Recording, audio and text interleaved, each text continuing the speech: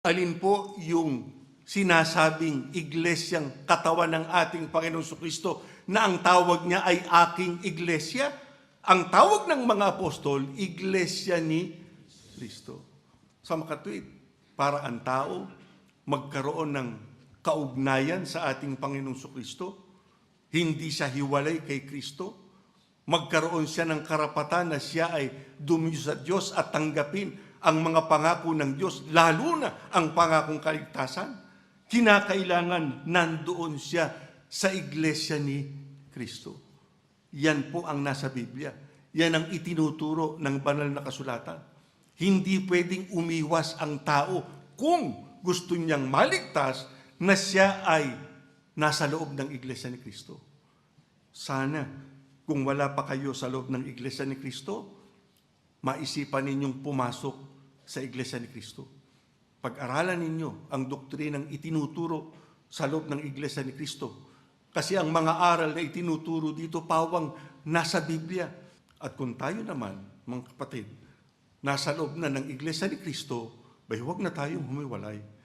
Huwag nating sayangin yung pagkakataon na natamo natin na tayo ay merong kaligtasan sa araw ng paghukom. Kaya, mga kapatid, ang ating pagka-iglesia ni Kristo, mahalin natin, pakaingatan natin. Huwag natin itong bibitawan. Makasagupa ka man ng pagsubok, pag-uusig, suliranin, kahirapan, kahit na anong kadalamhatian pa ang dumating sa buhay natin. Ang sabi sa atin ng mga apostol, yung mapagtitiwalaan natin anyang pananalig sa Panginoon, huwag anyang payagang mawala sa bawat isa sa atin. At para mangyari yan, alalahanin ninyong lagi yung gantimpala na idudulot sa inyo. Yun ang ating tignan. Doon natin ituon ang ating pansin. Kaya magtiyaga pa tayo, mga kapatid. Tutal, maikling panahon na lang. Darating na si Jesus para kunin niya ang iglesia at dalhin sa piling ng ating Panginoong Diyos. Kasi nga, yung mga nangyayaring hindi pangkaraniwan sa buhay na ito, alam natin, palatandaan yan ng muling pagparito ni Kristo ay malapit na. Huwag tayong pumayag na tayo ay maiwan sa daan ng kaligtasan. Kaya ang dapat nating gawin, itaguyod natin ang lahat ng ating sagutin sa Diyos. Ano man ang mangyari. Kaya ang sabi sa atin ng Biblia, doon kayo tumingin sa burol, humingi ng tulong, sapagkat anya, ang saklolo ay manggagaling anya sa Panginoon. Sa makatwid, sa panahon ng pagsamba, yun ang napakagandang pagkakataon para ang mga hinirang humingi ng tulong sa ating Panginoong Diyos. At hindi papayag ang Diyos. Pagka tayo humingi ng tulong sa Kanya, lalo na sa panahon ng ating pagsamba, na hindi ipagkalob sa atin yung kanyang pagtulong, aalsin niya ang kabiguan sa ating buhay sapagkat siyang tutulong sa atin. Kaya yan din ang kampanya namin, di po ba? Huwag nating pabayaan ang ating mga pagsamba.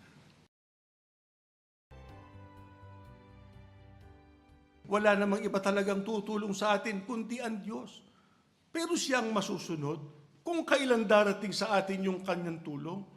Kung minsan ipinahihintulot ng Diyos na tayo ay talagang dumaan sa pagsubok, ano dahilan? Para tayo mismo sa sarili natin. Mapatunayan natin sa ating sarili, karapat dapat tayo doon sa kanyang mga pagpapala. Kaya nating magtiis, kaya nating magtiyaga, kaya nating ganapin yung kanyang mga kalooban. Sapagkat yung tulong niya hindi mawawala. Kaya nga ang tanong ng lingkod ng Diyos, kailan mo po aaliwin ako sa pamamagitan ng iyong tulong? Kasi tiyak na darating yon. Wala ba kayong nasagupang suliranin na mabigat? Baka hindi lang isang beses, baka marami. Wala ba tayong pagsubok na dumaan sa ating buhay? Baka meron din, baka sunod-sunod pa. Hindi ba kayo nakakaranas ng kagipitan o ng kahirapan? Hindi ba dumarating sa atin ang karamdaman? Ngunit hanggang ngayon, ito pa tayo. Ano dahilan? Nang hahawak tayo doon sa mga pangako ng Diyos. At hindi naman tayo nabibigo sapagkat kung titignan ng iba, kawawa na sana tayo. Ngunit naitataguyod natin ang lahat. Ano dahilan? Sapagkat tinutulungan tayo ng ating Panginoong Diyos.